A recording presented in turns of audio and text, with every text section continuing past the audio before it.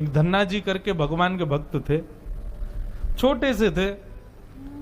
घर में संत आए, संत शालिग्राम भगवान की सेवा करते थे।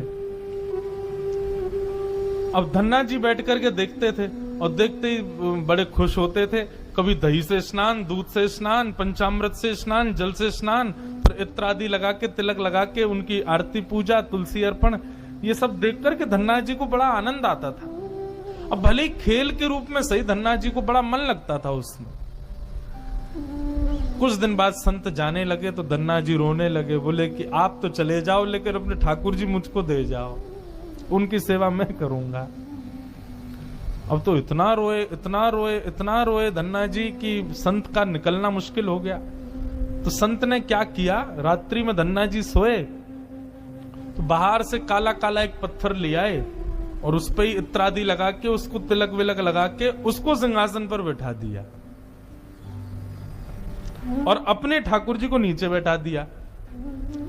धन्ना जी सुबह बोले, संत जी आप मत जाओ, छोटे बालक। संत बोले, अच्छा देखो, अंदर आओ मंदिर में।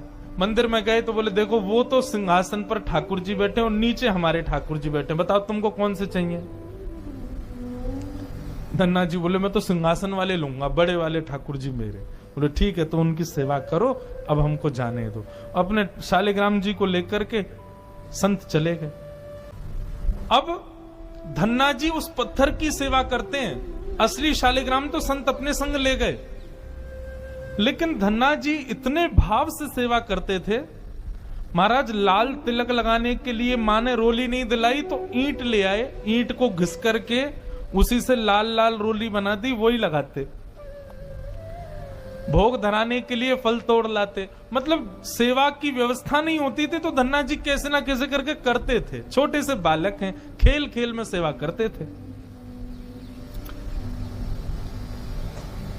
बीच में संत किसी और के घर में आए तो धन्ना जी वहां जाके अपनी सब सेवा बताते, मैं ऐसे ऐसे करता हूं। संत बोले, भोग नहीं लगाते अपने ठाकुर जी का। बोले भोग, बोले तुमको भूख लगती है। बोले हाँ, ऐसे ठाकुर जी को भी भोग लगाना चाहिए ना। छोटे बालक को ऐसे ही समझा दिया। अब तो धन्ना जी ने माँ से आज बढ़िया खिचड़ी बनवाई, कड़ी बनवाई, रोटी सब्जी बनवाई और भोग लगा के ले गए ठाकुर जी के पास। संत ने बताया था पर्दा करके भोग लगाना। पर्दा लगा दिया, भोग ठाकुर जी के सामने धर दिया। धन्ना जी बार बार पर्दे में से देखें, खा ही नहीं रहे, ठंडा हो जाएगा भोग। ठाकुर जी खा लो जल्दी से, देखो बढ़िया गरम गरम कड़ी लाया हूं और खिचड़ी बनाई, मैया ने घी डाला उस पर, पालो प्रेम से। बहुत देर हो गई, ठाकुर जी नहीं पाए तो धन्ना जी वहीं लेट गए। बोले आप नहीं पाओगे तो मैं भी नहीं पाऊंगा, मैं भी भूखा ही रहूंगा फिर। अब इतना सहज सरल प्रेम धन्ना जी का, भूखे प्यासे धन्ना जी पड़े हैं नीचे, छोटा सा बालक है, ठाकुर जी से देखा नहीं गया। इतने में ही महाराज लेट गए धन्ना जी, उनको चटकारों की आवाज आने लगी। चटकारे, जैसे कोई आदमी को ज्यादा स्वाद आए तो अपनी उंगलियां चाटता है ना, तो जब चट चट आवाज आती है चाटने पर, ऐसे चटकारों की आवाज आई। धन्ना जी बोले, ये चटकारे कहां से आ रहे हैं। जैसे ही पीछे देखा पर्दा खोल करके तो नन्हे से बाल गोपाल प्रकट हो गए हैं और धन्ना जी के सुंदर प्रसाद को स्वीकार कर रहे, पा रहे हैं। असली शालिग्राम नहीं थे धन्ना जी के, पत्थर की सेवा करते थे, लेकिन भाव और विश्वास इतना ठाकुर जी के प्रति, ठाकुर जी प्रकट हो गए। अब धन्ना जी थोड़े बड़े हो गए तो घर की गैयाएं चराने जाते थे और अपने ठाकुर जी को जेब में धर के ले जाते थे। और गैया जब चरती थी तो पेड़ के नीचे बैठ के ठाकुर जी को निकाल लेते और कहते, ठाकुर जी अब कोई ना आए, प्रकट है जाओ। सो ठाकुर जी प्रकट हो जाते, धन्ना जी के साथ खूब लीला करते। एक दिन ठाकुर जी ने धन्ना जी से कहा, आज गाय चराने नहीं जाओगे। बोले आज हमारी बुआ जी आई हैं, घर में बहुत सारे मेहमान आए, आज हम नहीं जाएंगे। तो ठाकुर जी बोले, एक काम कर, गैयान को गांव से बाहर ले जा और मोकू भी बाहर पधराया, तेरी जगह आज गैया मैं चराया आऊंगा। तो यही होने लगा। अब थोड़ी दूर तक धन्ना जी जाते, उसके बाद ठाकुर जी को बाहर निकालते और ठाकुर जी प्रकट हो जाते, गैया चराने ठाकुर जी जाते। आज 11-12 साल हो गए वो संत आए जिनके शालिग्राम जी की सेवा थी। संत जैसे आए, धन्ना जी ने प्रणाम किया, जय हो मेरे गुरुदेव, गुरु जी के चरणों में प्रणाम। गुरु जी आपने ऐसे ठाकुर जी प्रदान किए, मेरा तो जीवन उत्सव हो गया।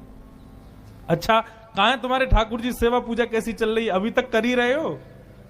उनको लगी पत्थर है, बचपन में की होगी, अब तो बड़ा हो गया। कहां है तुम्हारे ठाकुर जी? बोले ठाकुर जी अभी नहीं है, ठाकुर जी तो गैया चराने गए। संत बोले मतलब? बोले हाँ, मैं कभी व्यस्त होता हूं तो मैं ठाकुर जी को गैयाओं के संग भेज देता हूं, ठाकुर जी गैया चराने जाते हैं। संत बोले पहले तो छोटा था, अब तो इतना बड़ा हो गया, ये अभी भी बचकानी बातें करता है। अरे लाला ऐसे मत बोला करो। वो नहीं नहीं, सच में ठाकुर जी गैया चराने गए। आपको विश्वास नहीं? शाम को चलो मेरे संग। गुरु जी को लेकर के वन में गया तो वन में गैयाएं चर रही थी। बोले कहां है तेरे ठाकुर जी? अरे देखो वो दोहरी गैया के पीछे पीछे हाँक रहे हैं वाकू, पीछे पीछे चल रहे हैं वाक्य, देखो ठाकुर जी दिख तो रहे। गुरु जी बोले हमको नहीं दिख रहे। धन्ना जी दौड़ के ठाकुर जी के पास गए, बोले मेरे गुरु जी आए हैं, उनको दिख जाओ। भगवान बोले उनको नहीं दिखेंगे हम बस तुमको ही दिखेंगे, तुम्हारे सखा हैं, तुमको दिखेंगे, सबको थोड़ी दिखेंगे। अरे भैया ऐसा मत करो। क्यों? बोले आपको और मोको एक दूसरे से मिलवावे वाले तो गुरुजी हैं। गुरुजी यदि मुझको नहीं देके जाते आपको, तो आप मुझे कैसे मिलते? मेरे गुरुदेव हैं, इन्होंने ही तो मुझको दिया था आपको। ठाकुर जी रीझ गए, पुनः पुनः धन की भक्ति, ऐसा भाव।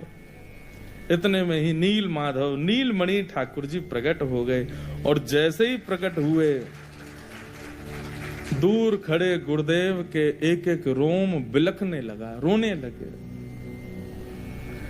और धन्ना के चरणों में प्रणाम किया। बोले हम सच्चे शालिग्राम से प्रकट नहीं कर पाए, तूने सामान्य पत्थर से प्रकट कर दिया ठाकुर जी को। हम अष्टयाम सेवा से प्रकट नहीं कर पाए और तूने सामान्य पत्थर घिस घिस के तिलक लगा के प्रकट कर दिया ठाकुर जी को। हम 56 भोग पधरा करके ठाकुर जी को प्रकट नहीं कर पाए, तू बेसर की रोटी खवा के ठाकुर जी को चटकारे दिलवाता है। हम यहाँ ठाकुर जी से प्रार्थना करते हैं, कभी त्रिभंग लली से सीधे लली भी बन जाओ, न पूरे दिन यूं ही खड़े रहो, दर्द है जाता होगा, हाथ में ने हाथ सीधे कर लो। तू ठाकुर जी से गैया चरवा रहा है अपनी। धन्य है धन्ना तेरी भक्ति को।